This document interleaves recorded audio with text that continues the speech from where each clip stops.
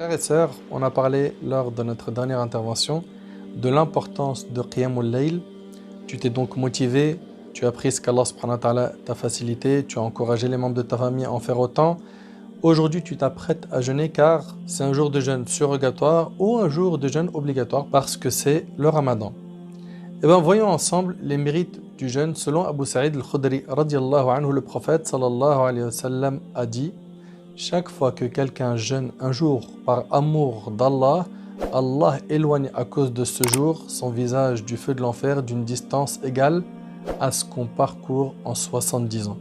Rapporté par Bukhari Muslim. Subhanallah, t'imagines un petit peu? Un jour jeûné, ça t'éloigne de l'enfer d'une distance qu'on parcourt en 70 ans. Allahu Akbar. C'est immense. Et selon Abu Hurayra radiyallahu anhu, le prophète sallallahu alayhi wa sallam a dit: les œuvres sont présentées à Allah le lundi et le jeudi, et j'aime bien que mes œuvres soient présentées alors que je jeûne, rapporté par l'imam at-Tirmidhi. Et selon Abdullah ibn Amr ibn al-As radiyallahu anhuma, le prophète sallallahu alayhi wa sallam a dit: le jeûne de 3 jours par mois est comme le jeûne de tout le temps, rapporté par l'imam Bukhari et Muslim. Donc voilà, essaye autant que tu peux de jeûner des jeûnes surrogatoires. Le jeûne obligatoire n'est pas discutable, tu n'as pas le choix. Tu dois jeûner quand tu as la capacité et tu rentres dans les critères de ceux qui doivent jeûner. Maintenant, tu dois avoir une part dans les œuvres surrogatoires. Dans les œuvres surrogatoires, il y a le jeûne, les prières, la lecture du Coran, le dhikr, l'istighfar, etc. Donc il faut que tu fasses un effort pour que tu aies ta part dans les œuvres surrogatoires. S'il s'agit du mois de Ramadan, vous le savez, que le prophète sallallahu alayhi wa sallam a dit: Man sama Ramadan imanan wa ihtisaban ghufira lahu ma taqaddama min dhanbi. Dans le hadith d'Abi Hurayra, le prophète sallallahu alayhi wa sallam a dit: quiconque jeûne le mois du Ramadan, poussé par sa foi et dans l'espoir de la récompense divine, Allah l'absout de tous ses péchés passés. C'est rapporté par Bukhari Muslim.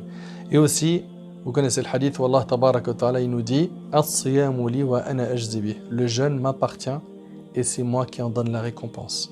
C'est-à-dire que la récompense du jeûne, elle est immense. Elle est grande. Elle est auprès d'Allah tabaraka wa ta'ala. Tu prendras ton repas de fin de nuit. C'est une sunna. Anas ibn Malik radiyallahu anhu rapporte que le prophète sallallahu alayhi wa sallam a dit: prenez le repas de fin de nuit car il y a dans ce repas une bénédiction. Et c'est rapporté par Bukhari Muslim. De préférence, le prendre un peu avant le Fajr. Je sais qu'il y a des gens qui aiment bien prendre ce repas vers minuit. L'idéal, c'est que tu prennes ce repas un petit peu avant le temps du Fajr. C'est ça la sunna. D'accord? Je veux que tu fasses vraiment le maximum d'œuvres surrogatoires. Le maximum de sunna. Tu as pris le repas de fin de nuit, c'est bon. Il te reste encore un peu de temps avant Salat al-Fajr. Fais beaucoup d'istighfar. L'istighfar, c'est quoi? C'est le fait de dire astaghfirullah, ça veut dire je demande pardon à Allah. Et pourquoi faire beaucoup d'istighfar avant le Fajr? Car Allah tabaraka wa ta'ala dit dans Sourate al-Dhariyat, dans la Sourate 51, verset 18, en parlant des pieux: wa bil ashari hum yastaghfirun.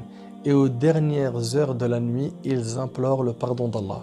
Mon frère ainsi que toi ma sœur, la multiplication des demandes de pardon peut faire en sorte que le jour du jugement, tu n'aies aucun péché. Après cet istighfar, tu entends le adhan à la radio, ou tu as regardé dans le calendrier l'horaire de la salat, et tu vas te lever pour faire quoi?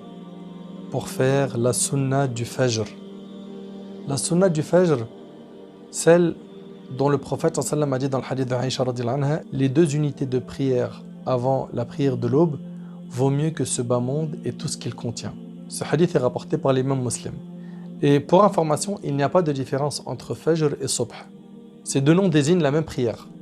Il faut juste retenir qu'avant celle-ci, il y a la sunna du Fajr, ou on peut l'appeler la sunna du Subh.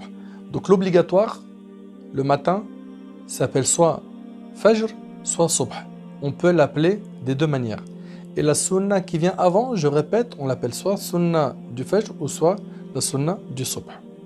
Après ça, tu entames la prière du Fajr à la mosquée dans la mesure du possible. Pourquoi? Car il y a un grand mérite de prier à la mosquée. Et pour ce qui est du mérite de prier à la mosquée, c'est ce qu'on verra, Inch'Allah, dans notre prochaine vidéo.